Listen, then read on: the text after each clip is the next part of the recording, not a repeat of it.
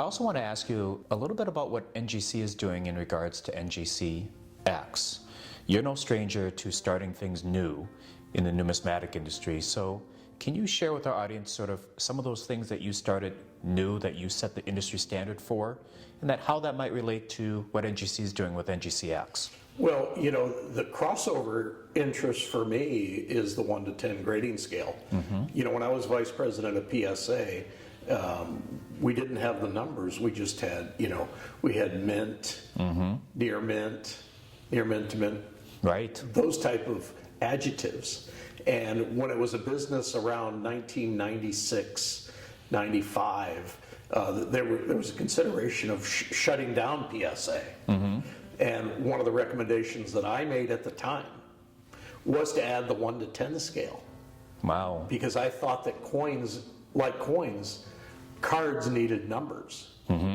And, you know, the authentication works with autographs, with signed baseballs, with trading cards, 1 to 10. More recently, comic books. Yeah, exactly. Exactly. And comic books, too, is a huge marketplace using 1 to 10. I think that the 1 to 10 scale, you know, I think it programs better than on our number. I think that, you know, like when we, you know, when you look at I think with vintage automobiles, you know, we think to ourselves 1 to 10 scale potentially. Sure. Or, you know, a cherry being a 10. Right. Okay. But I think we think of things on a 1 to 10 scale. Of course, the movie 10 defined that years and years ago. Sure. And I think that it transferred to collectibles very well. I think that we'll find out if the industry really likes it for coins. Personally, like most of the things that I developed the autograph coin program. Nobody believed in it. Okay, I developed, you know, the First Strike program. Nobody believed in it.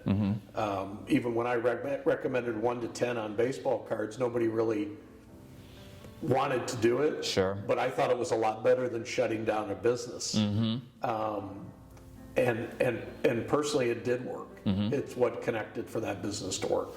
So I think with coins, I think that the person that you'll potentially attract is somebody that's never bought coins before. Right. And they might be currently buying baseball cards or autographs or signed baseballs or signed items that have a grading scale of 1 to 10.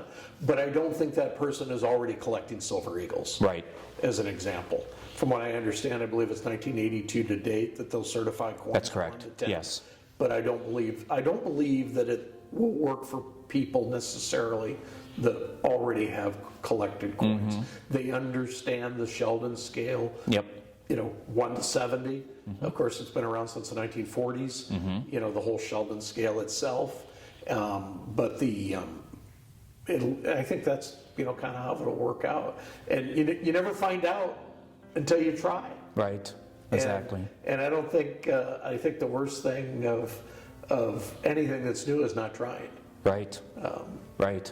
And I think I do agree with you that, again, you think about the audience who's never collected coins before. The 1 to 10 is a bit more intuitive, isn't it? Well, you know, the public's going to tell us that. Yeah. They're going to tell us that. I don't think a diehard coin collector is going to want that, but that doesn't mean it won't work. Yeah.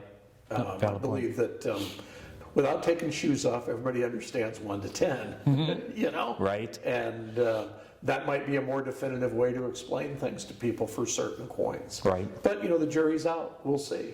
Sure.